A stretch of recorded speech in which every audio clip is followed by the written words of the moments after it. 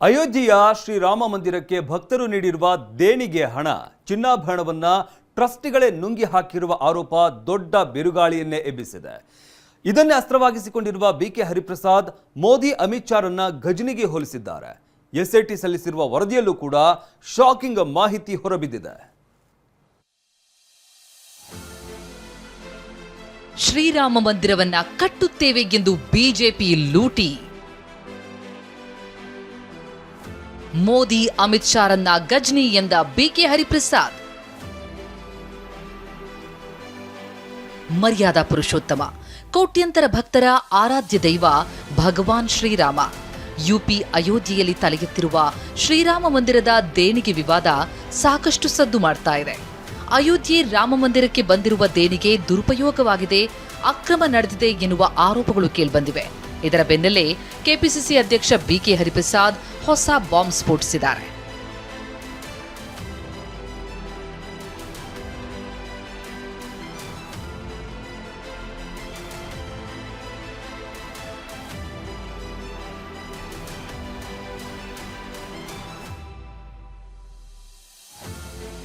ಅಯೋಧ್ಯೆಯಲ್ಲಿ ಶ್ರೀರಾಮ ಮಂದಿರ ಕಟ್ತೇವೆ ಅಂತ ಬಿಜೆಪಿ ಲೂಟಿ ಮಾಡಿದೆ ಅಂತ ಕೆಪಿಸಿಸಿ ಅಧ್ಯಕ್ಷ ಬಿಕೆ ಹರಿಪ್ರಸಾದ್ ಆರೋಪಿಸಿದ್ದಾರೆ.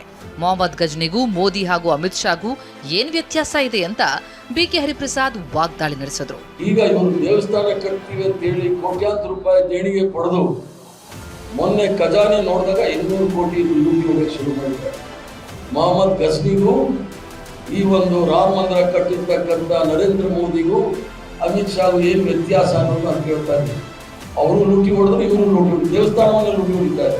ಭಾರತೀಯ ಜನತಾ ಪಾರ್ಟಿಯವರು ಮತ್ತೆ ಕಡಿಪಾರ್ ಅಮಿತ್ ಶಾ ಅವರು ಒಂದೇ ಒಂದು ಶಬ್ದ ಮಾತಾಡೋದಿಲ್ಲ. ಈ ರಾಮ ಮಂದಿರದಲ್ಲಿ 200 ಕೋಟಿ ಹೆಂಗೆ ಲೂಟಿ ಹೊಡೆದಿದ್ದಾರೆ ಅನ್ನೋದನ್ನ ದಾಖಲೆ ಯಾವಾಗ ತೋರಿಸ್ತಾರೆ ಎಂದು ಪ್ರಿಯಾಂಕ್ ಪ್ರಶ್ನೆ. ಇತ ಜನ ಅಯೋಧ್ಯೆ ರಾಮ ಮಂದಿರದ ಲೆಕ್ಕಪತ್ರಗಳನ್ನ ಕೇಳ್ತಿದ್ದಾರೆ. ಆದರೆ ಬಿಜೆಪಿ ಕಲಬುರಗಿಯಲ್ಲಿ ಭಗವಾನ್ ಬುದ್ಧನ ಹೊಣೆಗಾರಿಕೆ ಬಗ್ಗೆ ಒತ್ತಾಯಿಸಲು ಓವರ್ ಟೈಮ್ ಕೆಲಸ ಮಾಡ್ತಾ ಇದೆ ಅಂತ ಸಚಿವ ಪ್ರಿಯಾಂಕ್ ಖರ್ಗೆ ಎಕ್ಸ್ ಖಾತೆಯಲ್ಲಿ ಆಕ್ರೋಶ ಹೊರಹಾಕಿದ್ದಾರೆ. ದೇಣಿಗೆಯಲ್ಲಿ ಅಕ್ರಮದ ಬಗ್ಗೆ ಎಸ್ಐಟಿ ಪ್ರಾಥಮಿಕ ವರದಿ. ರಾಮ ಮಂದಿರದ ದೇಣಿಗೆ ಅಕ್ರಮ ಆರೋಪ ಕೇಸ್ನ ತನಿಖೆ ನಡೆಸ್ತಾ ಇರುವ ಎಸ್ಐಟಿ ಉತ್ತರ ಪ್ರದೇಶ ಸರ್ಕಾರಕ್ಕೆ ಪ್ರಾಥಮಿಕ ತನಿಖಾ ವರದಿ ಸಲ್ಲಿಸಿದೆ. ಅಕ್ರಮ ನಡೆದ ಬಗ್ಗೆ ಪ್ರಾಥಮಿಕ ವರದಿಯಲ್ಲಿ ಉಲ್ಲೇಖಿಸಲಾಗಿದೆ. ದೇಣಿಗೆ ನಿರ್ವಹಣೆ ಪ್ರಕ್ರಿಯೆಯಲ್ಲಿ ಮೇಲ್ವಿಚಾರಣೆ ಹಾಗೂ ಹೊಣೆಗಾರಿಕೆಯಲ್ಲಿ ಗಮನಾರ್ಹ ಲೋಪಗಳಿವೆ ಅಂತ ವರದಿಯಲ್ಲಿ ಉಲ್ಲೇಖಿಸಲಾಗಿದೆ. ಅಂತಿಮ ವರದಿಗೆ ಎಸ್ಐಟಿ ಅಧಿಕಾರಿಗಳು ಸಮಯ ಕೋರಿದ್ದಾರೆ.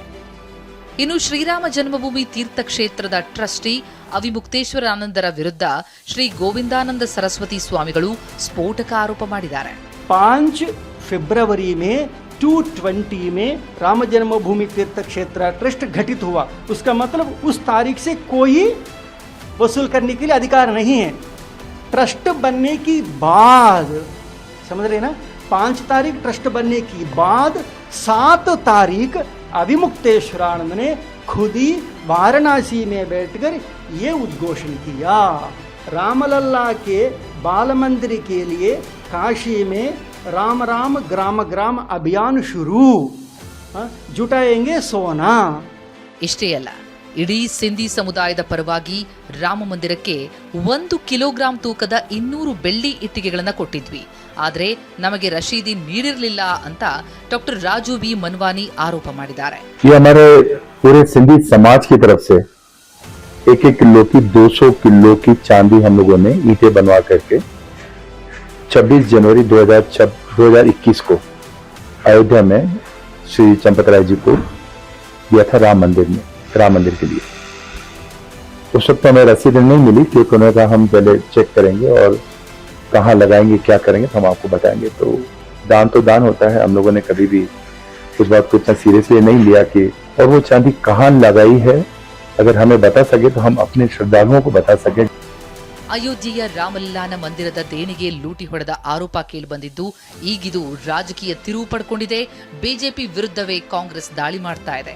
ಎಸ್ಐಟಿ ತನಿಖೆಯನ್ನ ನಡೆಸ್ತಾ ಇದ್ದು ಅಂತಿಮವಾಗಿ ಅಸಲಿ ಸತ್ಯ ಏನಾಗಲಿದೆ ಎನ್ನುವುದು ನೋಡಬೇಕಿದೆ.